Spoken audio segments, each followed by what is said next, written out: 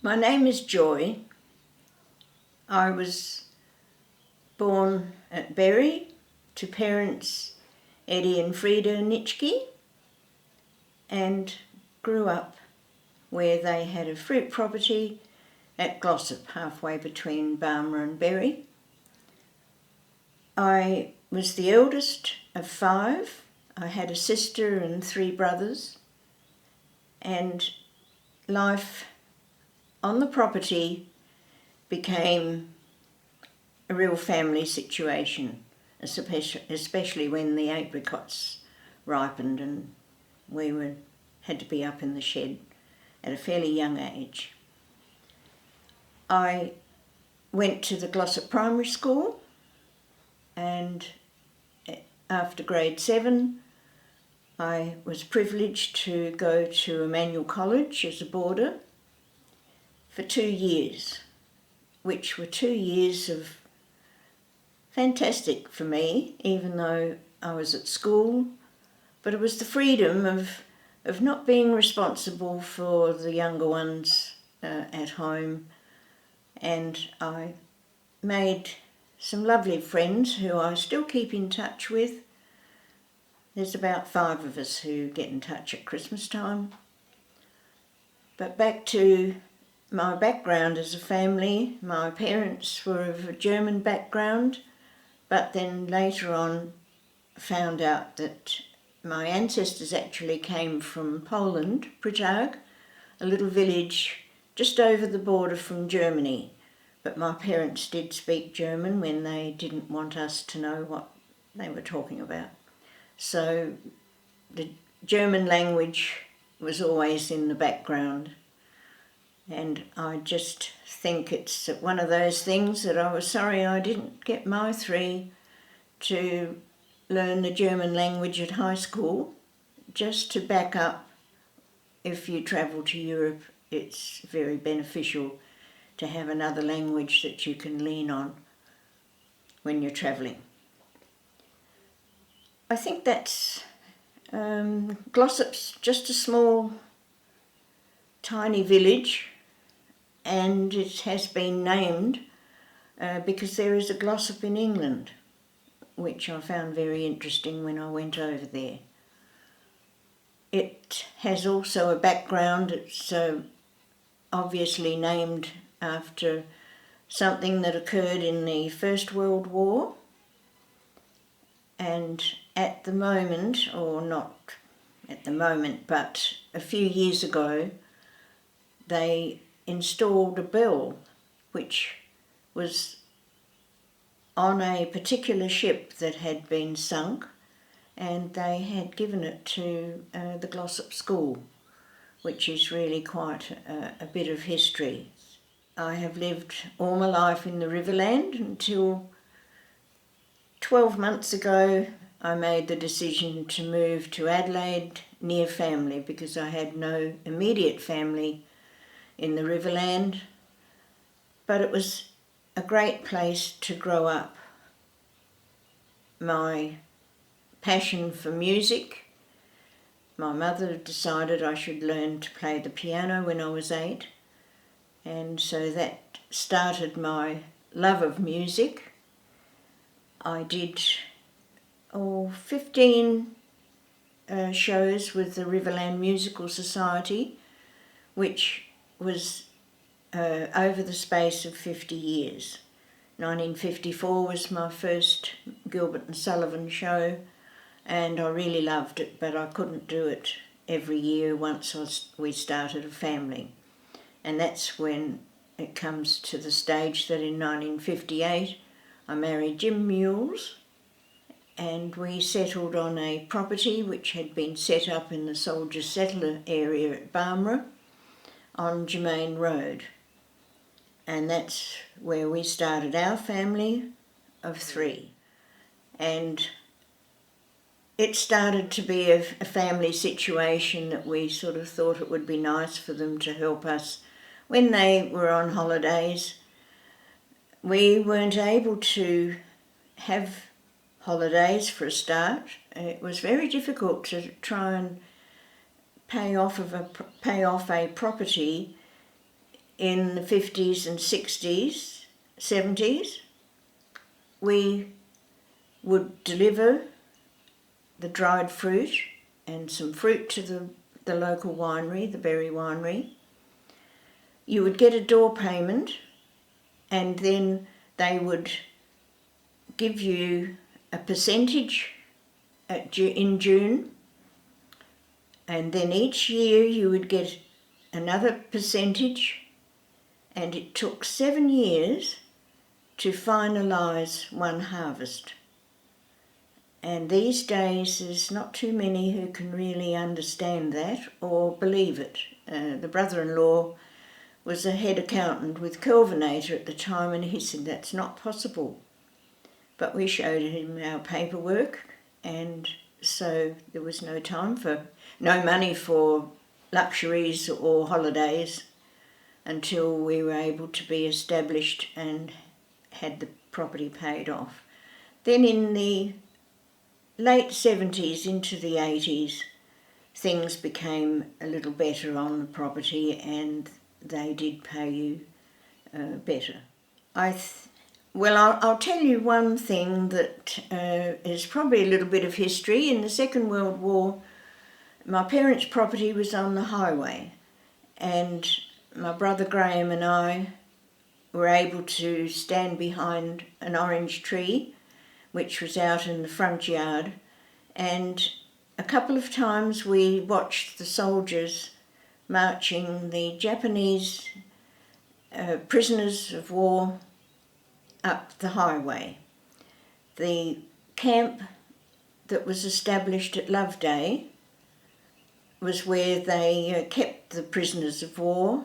Unfortunately, there were a few Australians who had a German name that were interned as well, which was very upsetting for families to have a father interned into a camp because he was German. Even though, my grandparents were born in Australia.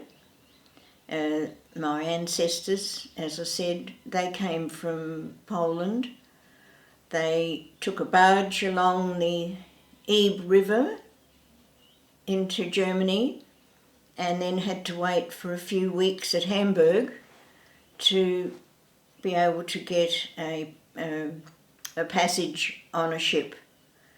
Scoid, I think, is the name of the ship that they came out on, and a very generous Englishman, George Fife Angus, actually subsidised the people who were migrating to Australia.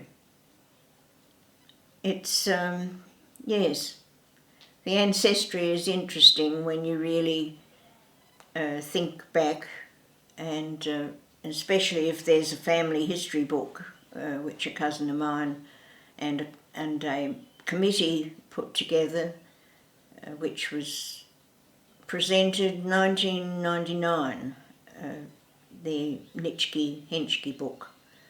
And it's very valuable to be able to look back and read a little bit about our family history. This is of interest, I think, these days, now that I've moved to Adelaide and the subject of water comes up. I can recall that we were able to add to our acreage and buy the hill behind our house, and we planted that, or actually removed the scrub and planted mandarins and peaches. They had to be watered, and back in the early days you got a general irrigation at once a month.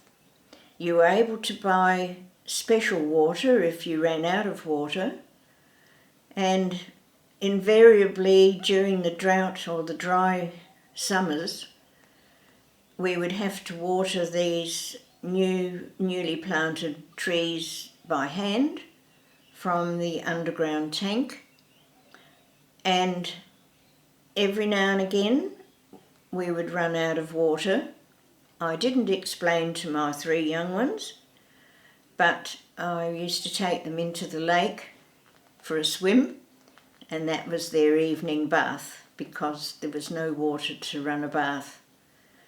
And, I flushed the toilet with rainwater. And so it wasn't easy, but we learnt to be resilient and were able to manage with what was available. I recall a little funny story, and it was when Peter and Jen were at school, primary school. So Peter was perhaps 7. They would ride their bikes into the Barmera Primary School, which was only a K from our property, and they came home one afternoon, and I could see that they'd been upset. I said, "Oh, what's the problem?" And they put their bikes up against a fence near a circus. They'd heard at school that there was a circus in town, and so they went to have a look at the animals.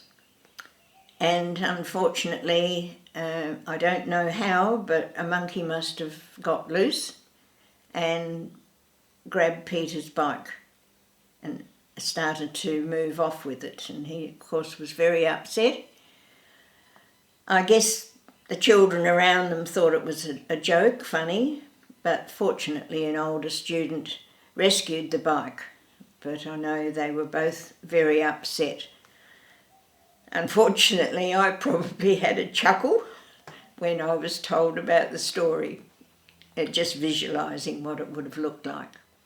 It was interesting because the Riverland exists of 5 townships: Renmark, Loxton, Wakery, Barmera and Berry. And of course the sporting situation was really, there was plenty of sport later on. In my young days I played basketball, which is called netball now. Another girl and I used to ride into Berry for training during the week and then matches on Saturday. Another lady at Glossop said, "I think we'll start a basketball team." And so Glossop had 2 teams in the Riverland Association. There was basketball and football for the boys. We would play our basketball and then go to the oval and watch the football. There wasn't, in the summertime there was cricket and tennis, and then they started a basketball association, which was the guys or the men were playing basketball, which was a different format to the girls' basketball. So, and at Barmera there was the yacht club. People had the opportunity to learn to sail on Lake Bonny. But otherwise, until the early 70s, I guess, that was the sports available.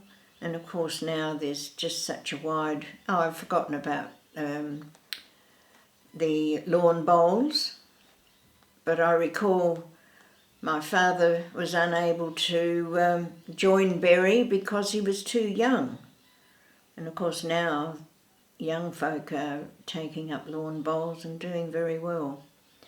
And of course my passion of music, it was there were choirs and the musical society, bands that played. There was always a 6 or 7 piece band playing for the balls.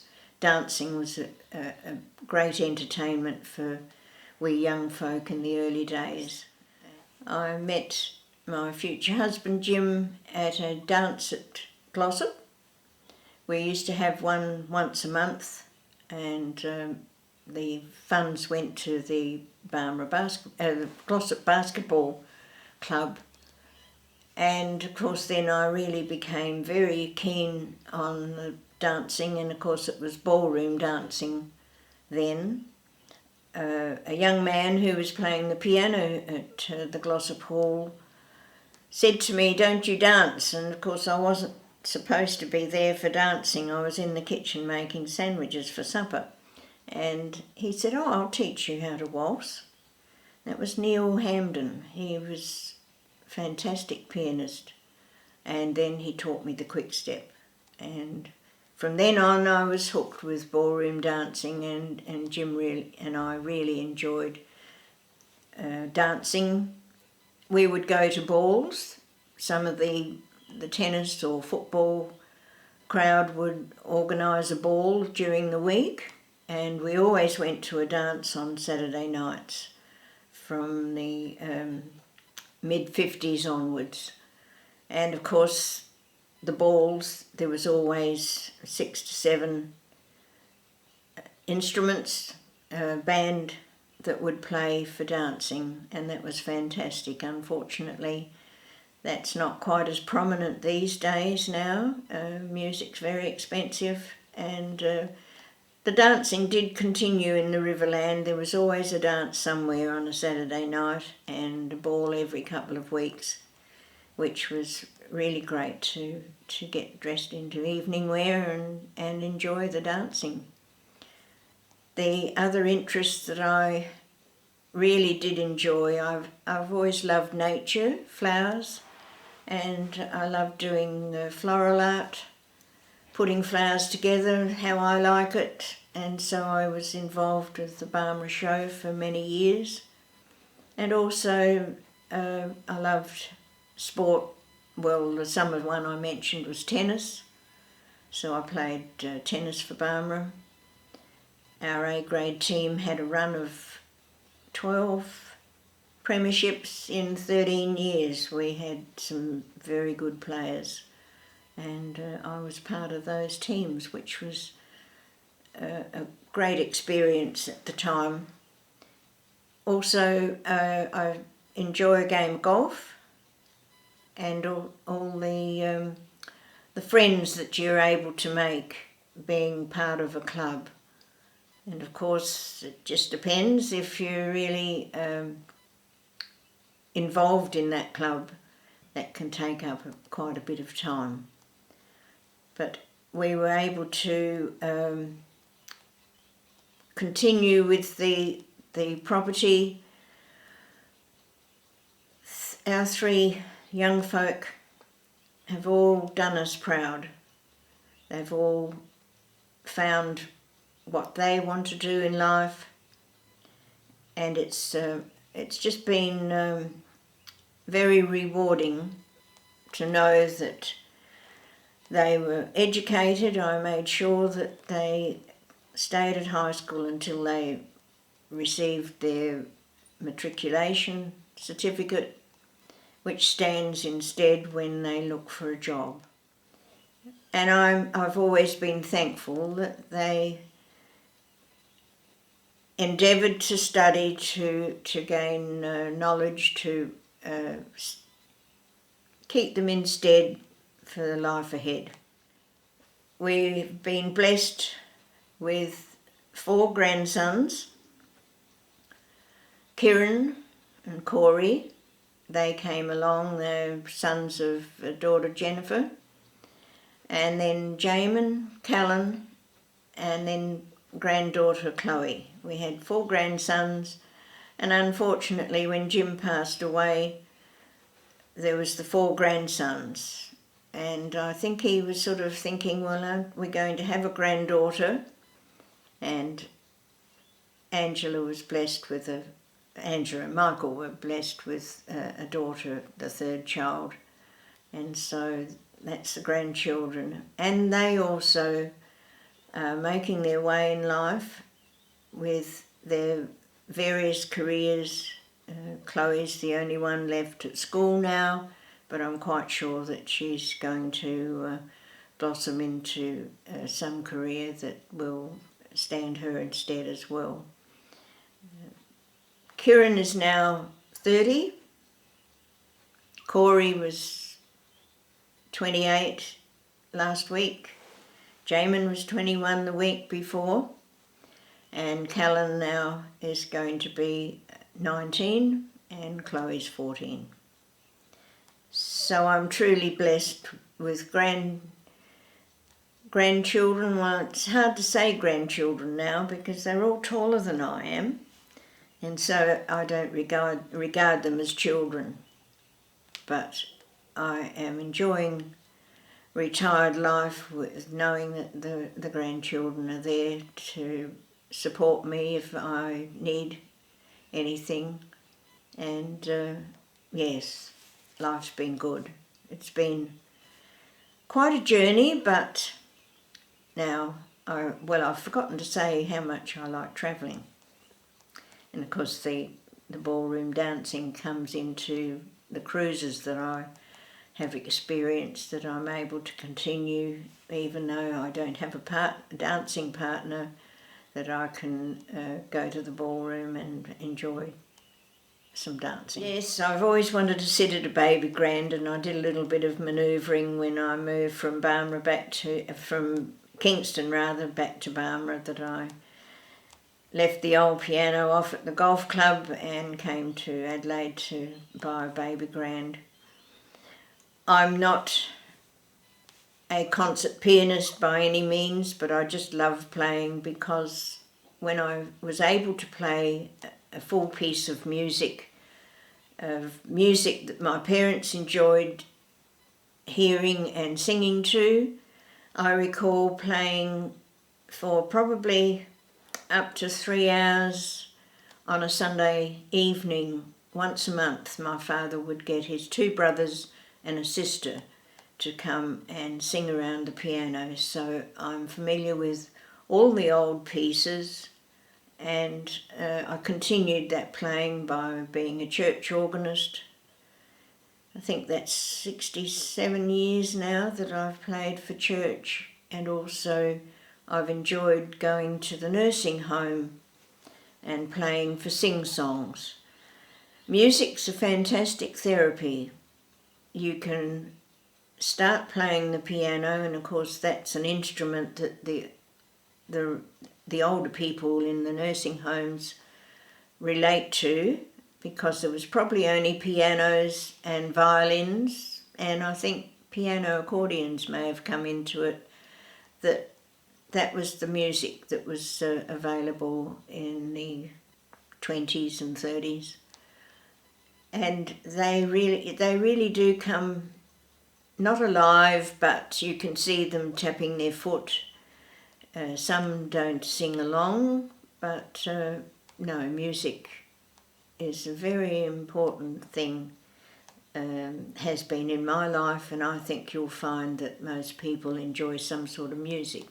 I haven't ever really got into opera. I think my highlight, my highlight of opera was to go to the Her Majesty's Theatre here in Adelaide to hear Joan Sutherland in La Traviata. But other than that, I prefer light classics, ballads and jazz. Yes, volunteering is important, and even though I didn't always have time, I became involved in different organisations.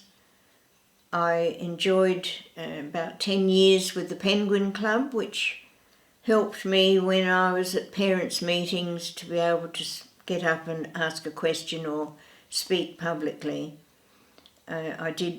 Penguins was a great little ladies' organisation similar to Rostrum. Then I became interested in the Barmera Show. I was on the committee for quite a few years. I also, when my husband got sick with cancer, I became a member of the Cancer Council at Berry. And then a golf friend asked me could I sit in the street for Badge Day for the Royal Flying Doctors. That has become a very important organisation to raise money for. I had a little bit of experience earlier in fundraising. Daughter Jen was Barmera's representative in 1981 for the Spastic Centre, which they called it then, here in Adelaide, and it was the Miss Australia Quest. And I stayed on the committee for 10 years. There were just 4 of us, great group. We just had so much fun, but we were able to raise, we averaged $10,000 a year, and that was in the 80s, so we regarded that as very profitable. But of course it was a lot of work, mainly trading tables, cooking, and the representative of the Miss South Australia would come up and you'd have to organise an evening at the football club or wherever. I think we started the mayoral ball at one stage, which lasted only for 4 or 5 years, but that was another money raiser. And so with the Flying Doctors and I'm just trying to think. No, I think that's about it. I guess the privilege or the honour that I received from volunteering was that in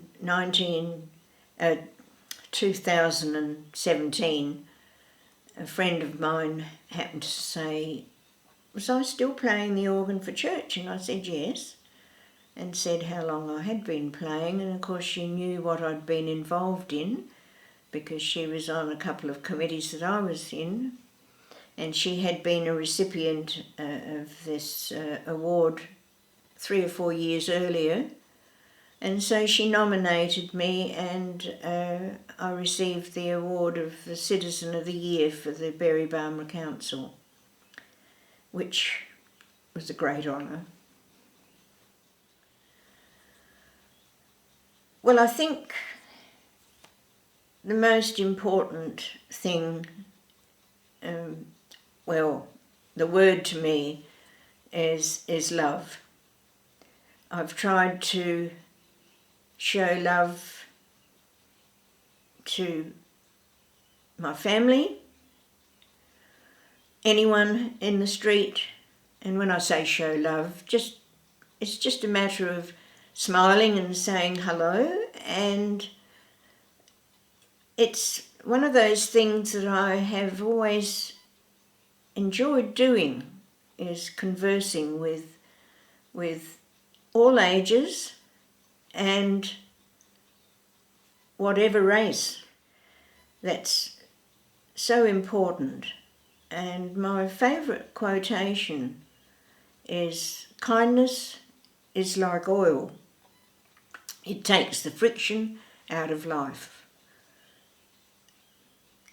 I just find, I just enjoy people, and if you smile, you'll get a smile back.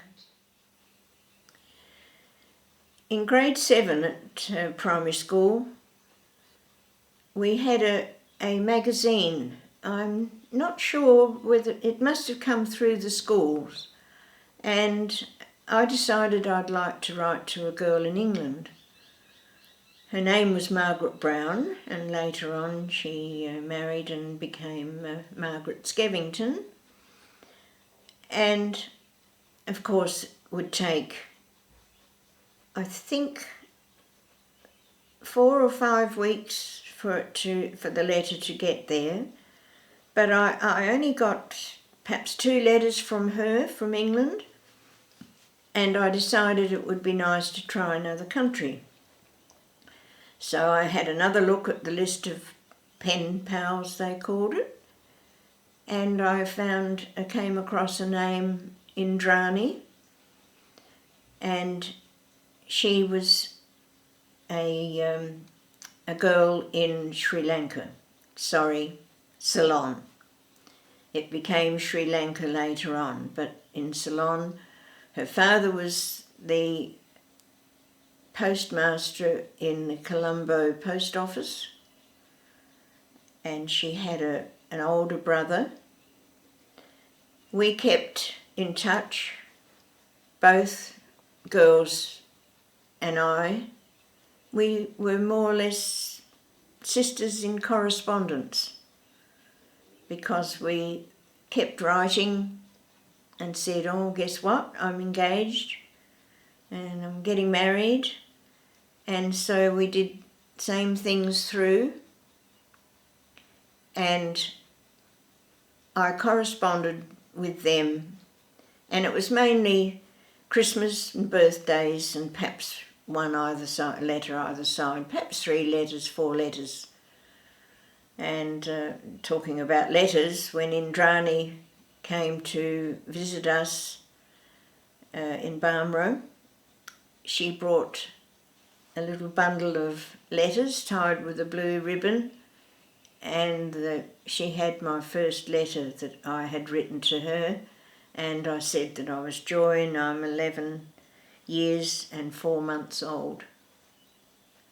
So we became very close. Sadly, both of them have passed away and no longer with us. Have a 3rd year at secondary school to gain my intermediate certificate, as they called it in those days. If you did 3 years and passed your intermediate, would have allowed me to go nursing, which I had this in my mind because my close classmates, 3 of them were all going to train as nurses in Adelaide, and because I enjoyed at the college and boarding like I did, I thought I could go to Adelaide, train as a nurse and continue some singing lessons, which I would have loved to have done. Not that I thought I could go to any great height, but it would have been, I would have enjoyed being able to sing just a little bit better than I was doing, because this lady that was found to teach me just 1 term in the 2nd year said to me, come back to me next year, we'll do some more things together. And I would have really liked that. But then there would have been quite a different turn in my life. I wasn't really all that excited about marrying a fruit grower, but one doesn't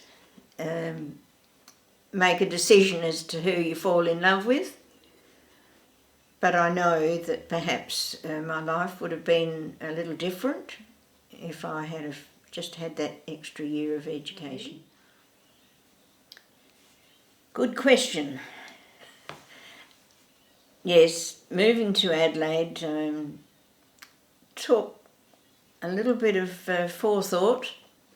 I thought about it for 12 months or more and commented to my young folk that it was time perhaps that I needed to size down, or downsize is the correct way to put it. And then decision to definitely come to Adelaide. And it has been a good move for me, because the people in this village, there's so many who know of or have been to the Riverland, and I just get so many questions as to where's this and what's doing there, and they're all very friendly, and so I just really feel this has been a good move for me to do it while I'm fit enough to make the move. And no, I'm going to really enjoy, especially my passion of music. I've got a couple of areas where I know I can get back to ballroom dancing even though I haven't got a partner. They have social evenings. I love travelling, so I don't have to get myself down to Adelaide and then to the airport to go off to wherever I want to go. Cruising is more important to me these days. It's so much easier to get on board the ship and unpack your case, and that's it for now. And I do hope that I can get back to travelling.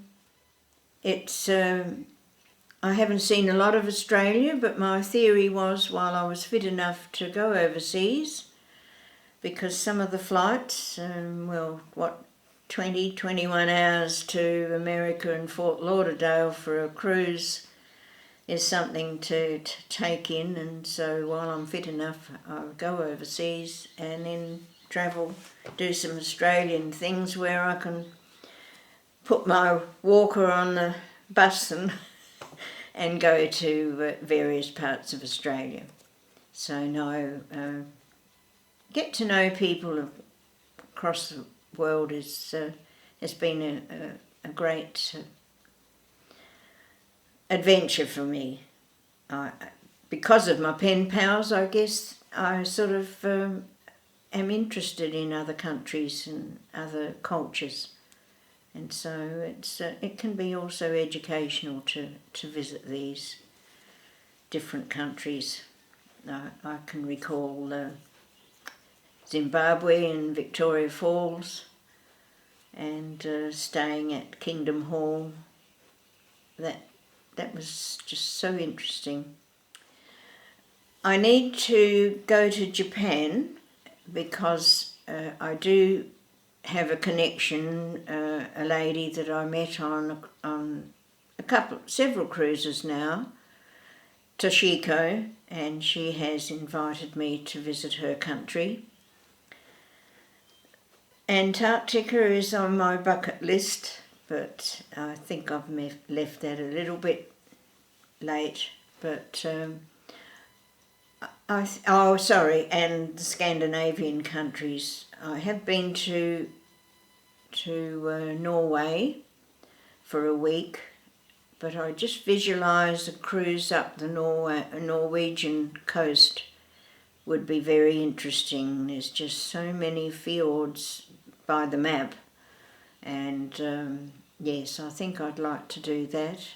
And I did have on the list to do that and to see the Northern Lights.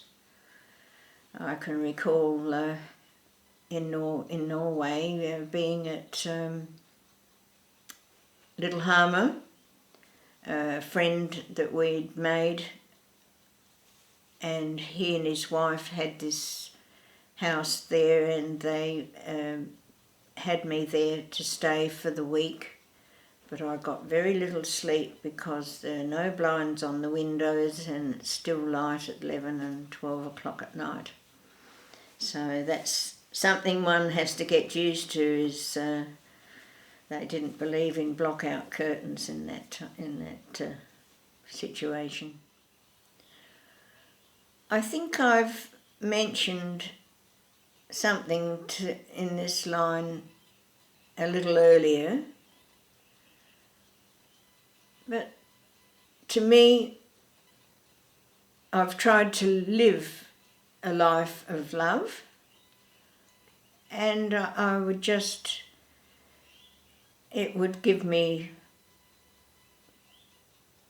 be so gratified to know that there is love between my family and the grand folk. I think, I guess it's because church has been a great support to me, and of course I've experienced God's love, and to have faith in Him, you're able to live a life of love. And so for all my family to love each other brings out the caring in them. And I told you what my favourite quotation is, so I think just to know that you're all loving each other.